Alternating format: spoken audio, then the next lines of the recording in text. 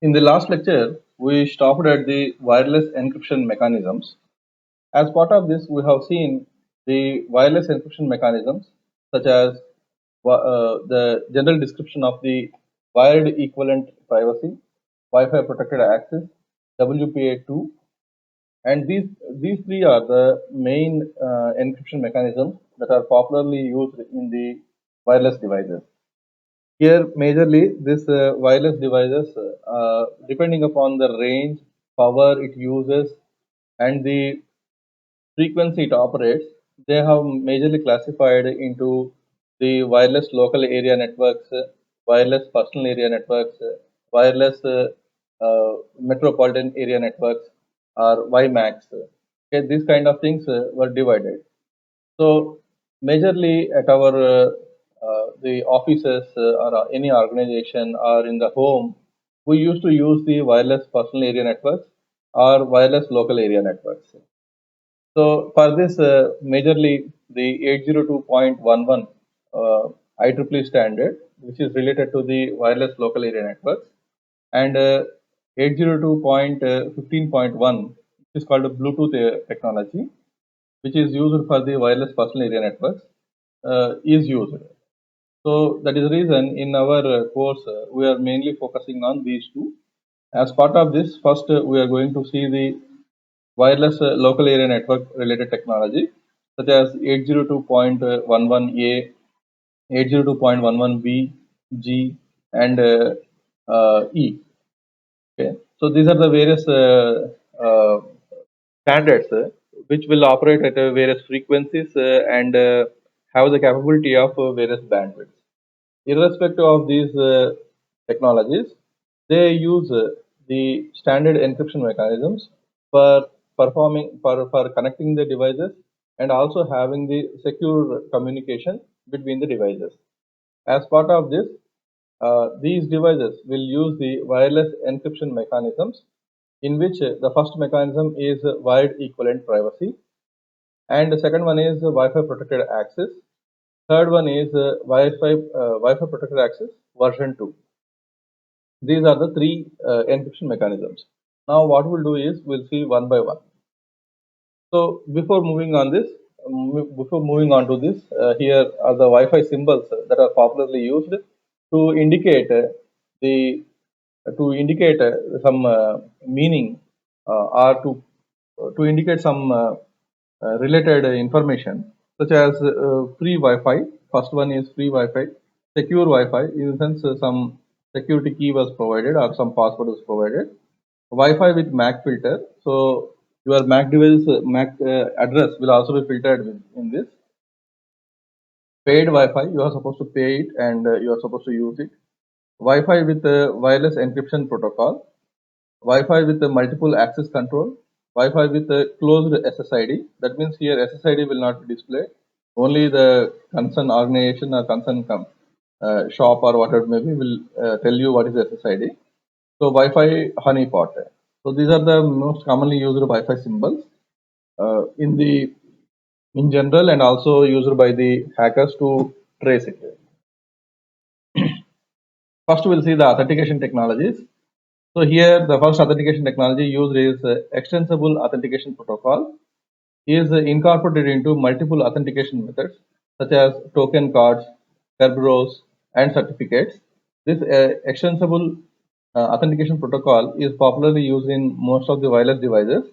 So this is one technology which is used in the wireless devices. Next technology that can be used, or next thing that can be used is lightweight extensible authentication protocol, which is called LEAP in short, is a proprietary wireless LAN authentication protocol developed by Cisco. So this is widely used in the Cisco routers and Cisco Wi-Fi devices. Remote authentication dialer in user service, which is called Radius, is a centralized authentication and authorization management system. That means whenever you want to connect to an access point or Wi-Fi network, that Wi-Fi network will be connected to a centralized server, where your request will be forwarded to the centralized server, and the keys or any shared keys or anything will be generated by the centralized server only. Then this will be assigned to the this will be given to the access point, and the access point in turn will give to the requested wireless device or requested user. So this is what the remote authentication dialer in user service, especially this radius service server or radius service will be used in the central servers, and especially in the organizational network. If anyone one wants to connect to the organizational network, then the organizational network's access points will be connecting to the central server, and the central server will generate the shared keys and will give to the user. So especially it is especially used in the enterprise environment. So 802.11i is an IEEE standard that specifies the security mechanisms for 802.11 wireless networks. 802.11i is a standard largely responsible for introduction and improvement of WPA and WPA2 technologies. So who will fix the standards? This 802.11i is the standard which will be largely responsible for this WPA and WPA2 technologies and its improvement. In recently, that is in 2018, WPA3 is also started, and it is in the implementation. It is in the implementation and testing stages. I hope by this time they might have released in the new devices where this 802.11 is as a inbuilt technology. Now we'll see the WEP encryption, wired equivalent privacy. So the name is telling you that wired equivalent privacy, how the wired networks will provide the security in the same way. We will protect the wireless devices using this wired equivalent privacy. However, you if you can observe the wireless devices, in all the wireless devices uh, compared to the wired networks, in wireless networks, majority of the wireless networks will be low powered. That means they may run on battery or they may run on some power supply.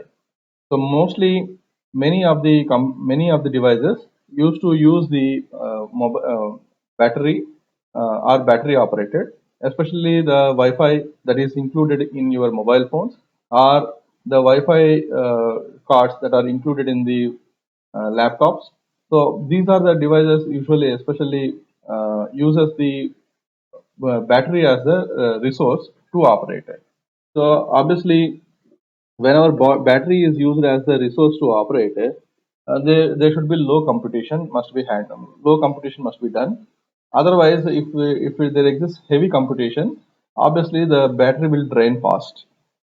So that is the reason whenever you turn on the hotspot or Wi-Fi for long time, obviously in normal time you may get a battery backup for up to 8 hours or 9 hours. But whenever you turn on Wi-Fi, it may come down to the 2 hours or 3 hours. So because of this reason, so that means the Wi-Fi and the wireless encryption must be very simple in such a way that it should not drain the battery as early as possible.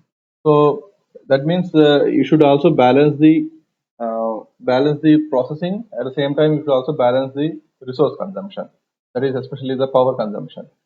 So that is what the aim with which any of the wireless encryption protocols were developed, especially for the wireless LAN and the wireless personal area networks. So wireless personal area networks are especially short range, maybe of 10 meters or 15 meters, like Bluetooth, etc. Wherein this wireless LAN may spread up to 200 meters. Depends upon the wireless technology that you use. That is 802.11x. That is maybe A, B, or A by B or something. So based on that, the range will be fixed.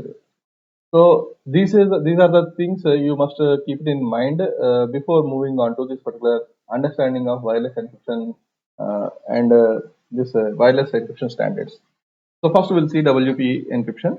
WEP was intended to achieve the following: defeat eavesdropping on communications and attempt to reduce unauthorized disclosure of data. This is the major aim of any wireless encryption techniques. So the same thing was also followed.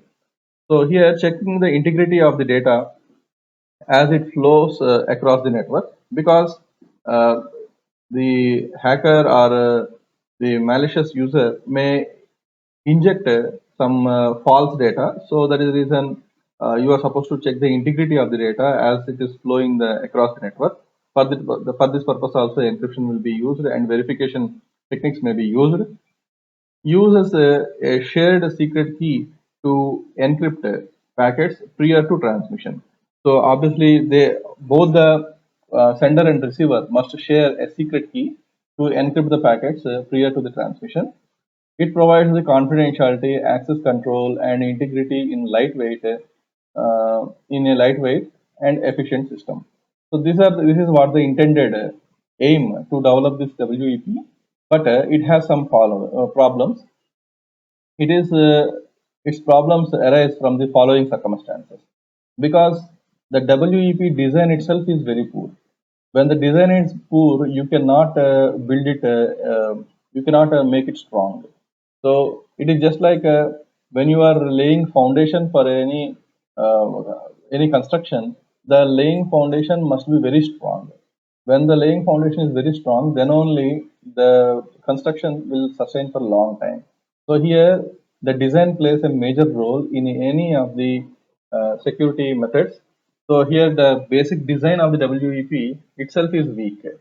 So we'll see the discussion on this weak design of the WEP.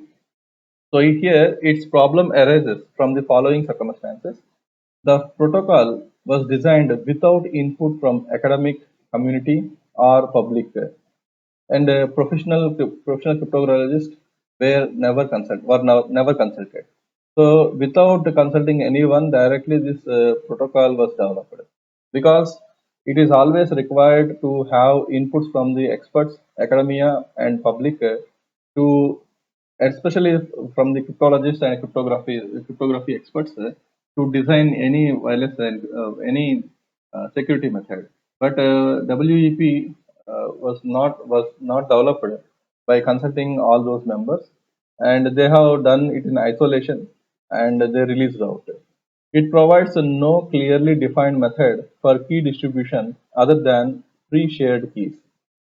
Any security, in any cryptography and security methods where keys are involved, either it may be public key or private key, the first and foremost thing will come into the picture is key management.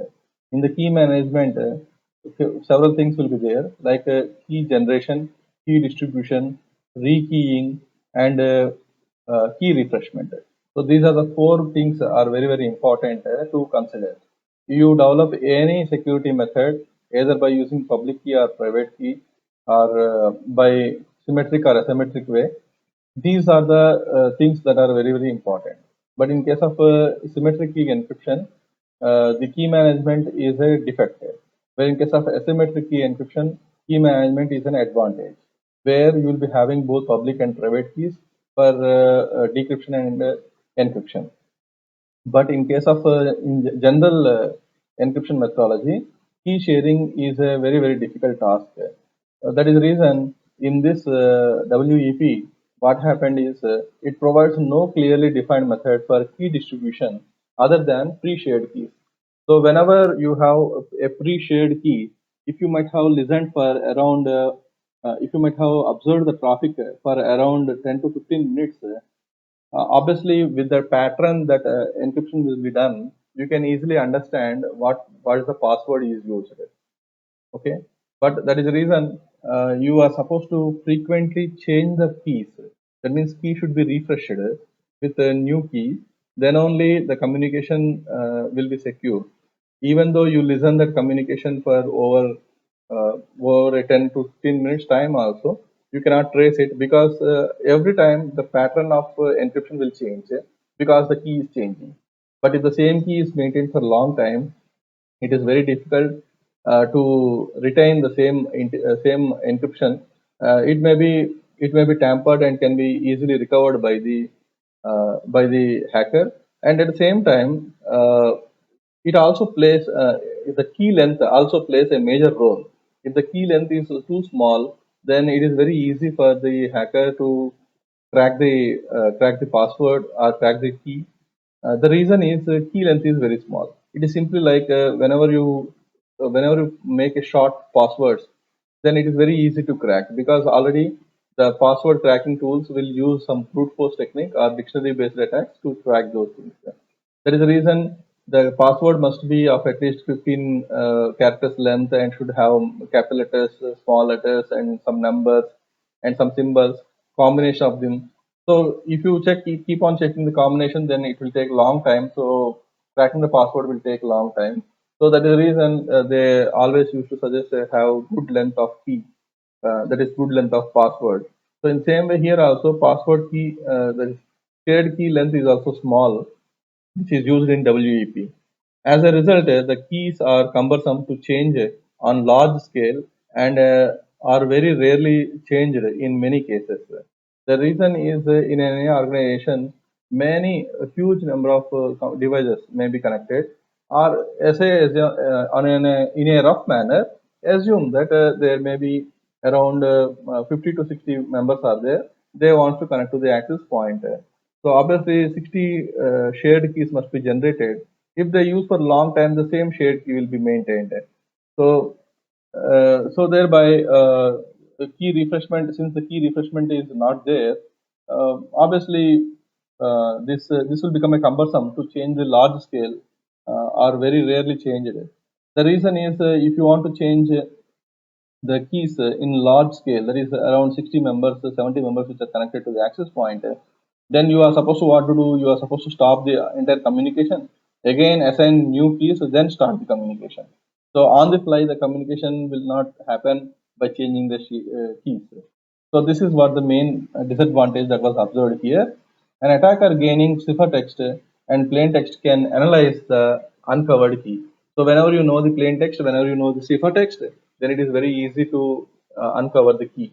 As I told just now, this is the key length is very small here, and the key refreshment is not done for a long time, and there is an absence of key refreshment. It is very easy to compare the plain text and ciphertext. It is just like a plain text in the sense sending the message in a plain characters, and ciphertext means in an encrypted form. Okay, so by comparing these two, you can easily identify the key. That is what the task of cryptologists who will break the secrets. Okay, its design makes it possible to passively uncover the keys using sniffing tools and cracking tools available freely on the operating system such as Kali Linux. They may use some powerful tools like Wireshark sniff the packets, or there exists a specialized suit called AirCrack NG. They may use this to uncover the keys. Key generators used by different vendors are inconsistently and poorly designed, leading to vulnerabilities such as issue with the use of 40-bit key. So it uses only 40-bit key length. It is not a big task for anything to any cryptographic tools or cryptology tools to break this particular password. So even MD5 password, which is of 128-bit key length, it can be easily cracked. Why not 40-bit key length? This is what the concept behind this. The algorithm used to perform key scheduling have shown vulnerable to the attack. So this is what the WEP encryption. The procedure of WEP encryption will be like this. The WEP will use RC4 as the encryption method. RC4 is already broken, and we should not use RC4 anytime. So this RC4 will work with the WEP key and IV. IV is nothing but a initialization vector. This initialization vector consisting of some seeds. Seed in the sense any encryption mechanism will work with random number generation, which is called nonce. Once the nonce is generated, nonce related keys will be generated, and those are kept in the initialization vector. So whenever we are going to initialize the shared key, that shared key is mapped with the initialization vector, and a special key will be formed here. That special key will be given to the RC4, and this RC4 will be given to the stream, and it will be XORed so that you will get the ciphertext, and this ciphertext will be a ciphertext, and this ciphertext will be transmitted. When in the receiving side, the CRC will check for the IC interrupt, installation vector and the data, and these two will be combined and verified so that the verification process will be done at the receiving end. So this particular WEP seed with the key, shared key with the RC4, a stream of key will be generated and it will be exclusively ORed with the data that what we are supplying. Thereby, we will get the ciphertext, and thereby installation vector, padding, and KID and this text. These are the things in the encrypted packet will be sent to the destination. At the destination, the same reverse process will happen to verify the data. So this is what the wireless encryption flow. When the installation vector is having small length keys, then this stream can be easily detectable. The reason is the shared key is fixed. Only IV table values will change. Even though the IV table you are maintaining, the number of entries in the IV table are limited.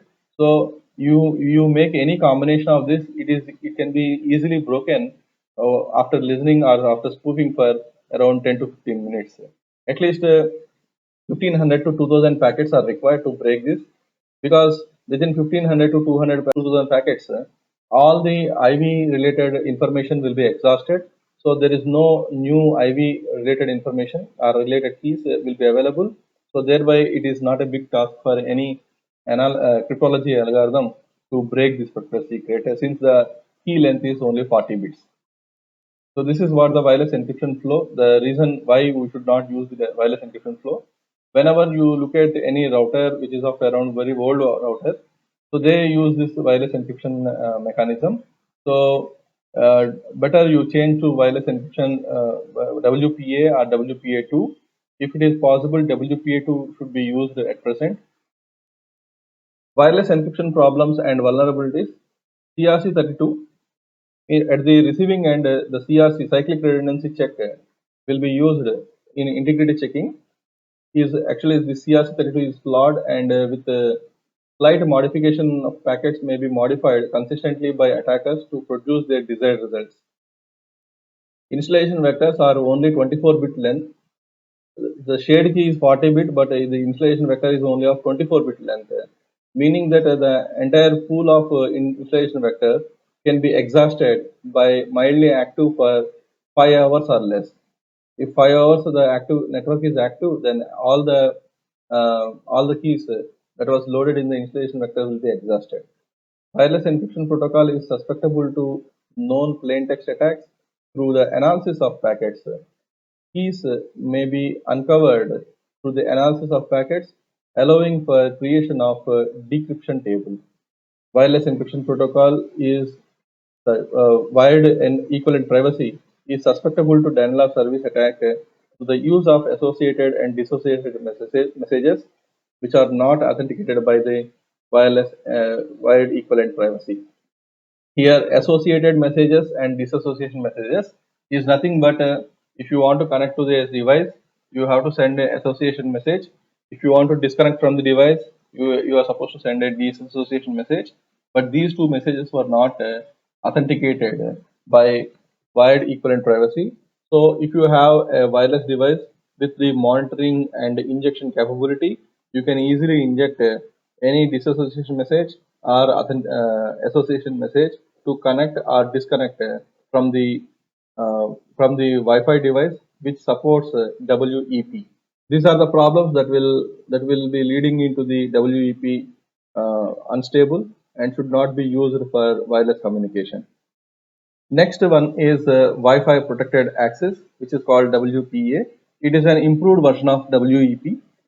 WPA uses the temporal key integrity protocol, where in case of WEP, it is using RC4 for the encryption. Here, WPA uses the temporal key integrity protocol. I'm not discussing what is TKIP in detail, but you keep note of this. What is why what the WPA will use. TKIP is safer than the RC4 for data encryption. WPA personal or WPA enterprise. Wherever the personal means the device, The personal devices that uses the WPA are said to be WPA personal, and WPA enterprise means which was installed in a organizational network, which is called enterprise. Is used for the authentication. WPA personal uses the ASCII passphrase for authentication. So the passphrase will be in the ASCII character set, and WPA enterprise uses the radius server. As I told you, a centralized server will be there, and any communication will or any passphrase generation or shared key generation will be done by the server, and it will be given to the access point. In turn, it will be sent to the intended user. From a security standpoint, WPA Enterprise is a better option, but requires the creation and complex setup of Radius server. That is the reason in personal devices we'll use WPA personal. The data encryption key is rotated by TKIP to overcome the vulnerabilities of WEP. Here, instead of IVs, IVs will be having limited number of initializations, but TKIP, what it will do is the data encryption key is rotated many times, so that it will make the remain undetectable by the even by spoofing or by analysis. So this TKIP to overcome the vulnerabilities of WEP. The problem with the WPA is weak chosen keys by the user, and there is a possibility of the packet spoofing, and there exists authentication issues with Microsoft Challenge Handshake Authentication Protocol version 2, because it uses this internally this kind of challenges. So there exists a design vulnerability in this particular handshake challenge. So obviously, since it is using that, it is also vulnerable to the packet spoofing and the de-authentication attacks. The working of the WPA will be like this. There is a message that what you are supplying. This MSDU, in the message will be having two parts here, MSDU and MIC, which is especially for the integrity checking and the dividing into chunks. That will be passed to the Michel algorithm, which is a integrity checking algorithm to generate some integrity code. That fragments will be again will be sent to the MPDU with some ICV value, which is called which is the integrity checking value, and this MPDU chunks will be again passed on to the CRC32, that is cyclic redundancy 32, as it is a simple encryption of simple enhancement of the wide equivalent privacy. Same concept of ICV CRC32 will be used here, but here in addition to that, they uses the TKIP, which will especially rotate the keys, or which will vigorously rotate the key encryption, so that it will remain undetected. So that is TKIP will use this one. TSC, transmission and transmit address, temporal key. These three will be combined and mixed. So thereby WEP seed will come, and it will be passed to the RC4. Again, key string will generate, and this key stream will be passed to the will be passed or will be computed with the message that you have encrypted over here, message that you have mixed over here, and this key stream will be exclusively ORed, and finally you will get the cipher text, and whatever the MAC header and IV, KID, EIV that will be generated from the TKIP itself, and this entire packet will be transmitted to the receiver, and whenever the receiver will receive it, it will perform the reverse operation. So whenever it performs the reverse operation, it will get the message. So this is what the WPA encryption flow. In this also, the simple thing changed was this Michel algorithm for verification, and the key length was improved, and TKP is used for various mixing of there is various keys generation or key mixings. So that is the reason somewhat it was little bit security was enhanced. But if you are having a higher processor processing capabilities, it is not a big task for you to break this particular encryption, because previously when the WPA was used, maybe Intel dual core processors or this kind of process may be the standard highest processors over there. But now, what are the normal processor you are getting in the computer? Okay, with that it is not a big task. If you are having GPU or some high-end processor, it is not a big task for you to break it within the next 10 minutes or 15 minutes when you have a sufficient number of packets traced by you or spoofed by you. Then it is not a big task for you to break it. That is what the WPA encryption techniques that is used, and what are the problems with WPA.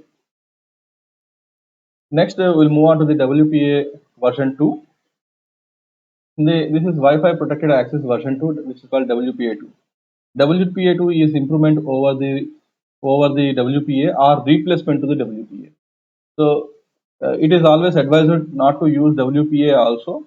It is not a big task for any hacker to break it within next 10 minutes or 15 minutes once they get the sufficient number of packets listened to the communication. WPA2 is similar to 802.11i. What is this 802.11i? It is a security standard that is maintained to improve the WPA and WPA2. Advanced encryption standard. Here, this is the change was observed here. Advanced encryption standard AES is used to encrypt the data payload. Previously, they used to use RC4 for the encryption. Here, advanced encryption standard is used because AES is a very powerful symmetric encryption technique, which is used in the both the any personal digital assistants and small devices also. So AES is considered to be uncrackable encryption algorithm so far. WPA2 will also use a TKIP during the transition period called mixed mode security, where both TKIP and AES both will be used here. So TKIP is for the mixing and AES for the encryption. So thereby you will get greater security. Low-end devices like PDS utilizes only TKIP because AES requires faster processor. So what is the faster processor means? Because nowadays you look at in your mobile phone also, you will be getting ARM processors with quad core processors, hexa core processors. So these are the at the low end computation also they are having greater processors. So obviously it requires faster processor for the computation. AES is required. So that is the reason in low end devices also AES is suitable and can be used like anything. So WPA personal and WPA2 personal authenticate wireless LAN clients with a fast trace.